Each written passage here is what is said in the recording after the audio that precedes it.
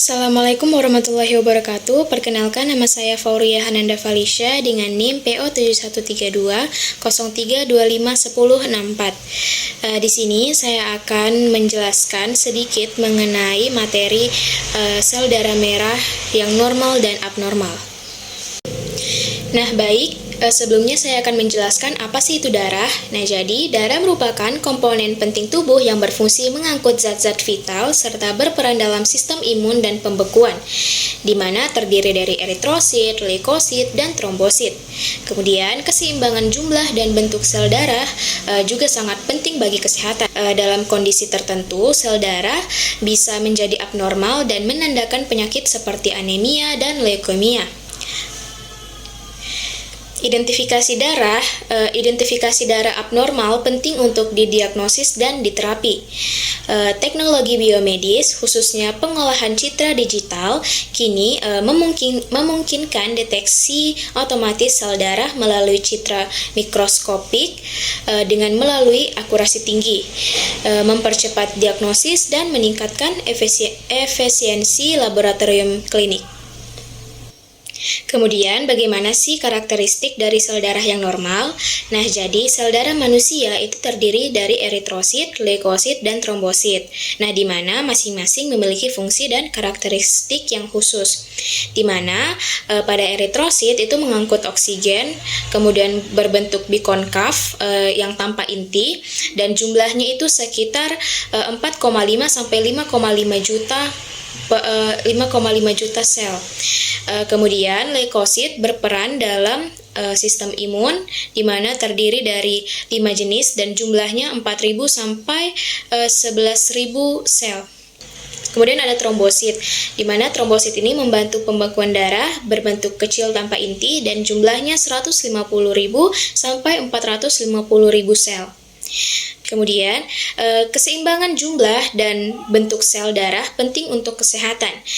Pemeriksaan hematologi rutin digunakan untuk menilai kondisi darah berdasarkan nilai rujukan, di mana pemahaman tentang morfologi normal sel sangat penting dalam diagnosis dini berbagai penyakit dan menjadi dasar dalam ilmu kedokteran serta laboratorium klinik. Setelah itu ada penyebab dan bentuk dari sel darah abnormal, di mana sel darah abnormal dapat disebabkan oleh faktor genetik, kekurangan nutrisi, paparan zat toksik, atau infeksi. Eritrosit abnormal muncul dalam bentuk mikrositik, makrositik, eliptosit, atau sterosit. Sering ditemukan pada anemia dan talasemia.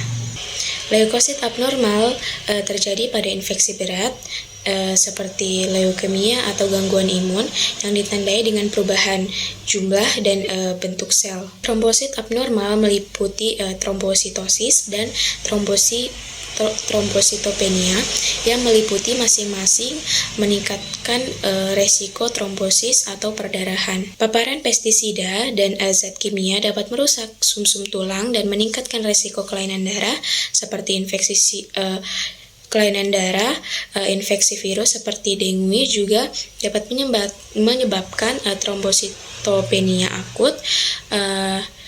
Lalu, teknologi citra mikroskopik dan digital kini memungkinkan identifikasi otomatis sel darah abnormal, mempercepat diagnosis, dan meningkatkan akurasi pemeriksaan laboratorium. Kemudian, bentuk dan jumlah sel darah abnormal dari leukosit, eritrosit, dan trombosit, di mana sel darah abnormal dapat dikenali melalui perubahan bentuk dan jumlah yang menyimpang dari nilai rujukan. Eritrosit abnormal meliputi mikrositik, makrositik, sterofit, dan eliptosit, di mana dapat ditemukan pada anemia dan talasemia, serta menyebabkan gejala seperti lemas dan sesak nafas. Leukosit abnormal muncul sebagai sel blast pada leukemia atau menurun drastis pada AIDS dan kemoterapi dengan perubahan bentuk inti dan granulanya. Pada trombosit abnormal ditandai oleh trombositopenia atau resiko perdarahan dan trombositosis atau resiko pembekuan, serta bentuk yang lebih besar atau granula yang tidak lengkap. Teknologi citra mikroskopik dan deep learning memudahkan identifikasi otomatis sel darah abnormal dengan akurasi yang tinggi. Kemudian mempercepat diagnosis hematologi, kemudian pemeriksaan darah lengkap dan analisis morfologi dengan metode utama dengan nilai rujukan sebagai acuan klinis. Pemahaman tentang karakteristik sel darah abnormal sangat penting dalam praktik medis dan diagnosis laboratorium. Baik, itu tadi penjelasan singkat mengenai sel darah normal dan abnormal. Kurang lebihnya mohon maaf. Terima kasih. Wassalamualaikum warahmatullahi wabarakatuh.